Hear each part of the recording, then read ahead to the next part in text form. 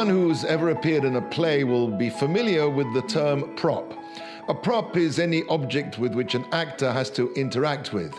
Could be as small as a pen or as large as a coffin. Now, Sir Laurence Olivier, the doyen of Shakespearean actors, once remarked that he could never bring a character to life until he wore the character's shoes. The costume, the props, propped up his creation of the character. Now, props may be useful on stage, but in life they can be dangerous things. It would not surprise me in the least to meet someone who'd penned a brilliant poem on the back of a deli menu.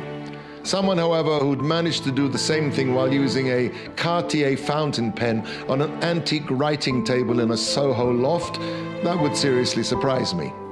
Abraham Lincoln wrote the Gettysburg Address on a piece of borrowed stationery, and the legendary Dutch painter Van Gogh rarely used more than 6 colors.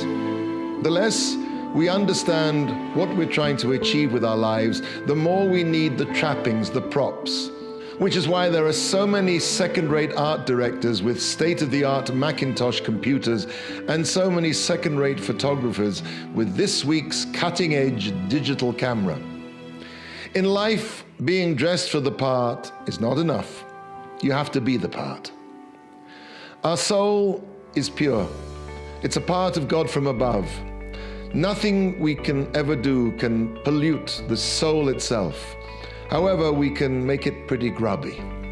When we leave this world, we cannot enter the palace of the king wearing soiled garments, and thus we have to go to the spiritual dry cleaners, also known by its name, Gehinnom. By all accounts, this is not an enjoyable experience, to say the least. When a person masquerades away his life, the props stick to him. He becomes welded into an iron mask of illusion. Removing that mask from him, as must be done, is an unpleasant business. Every morning before donning the tallit, I say a short prayer in which I ask God that the mitzvah of the tzitzit should create for me a chalukah de rabbanan, a rabbi's cloak.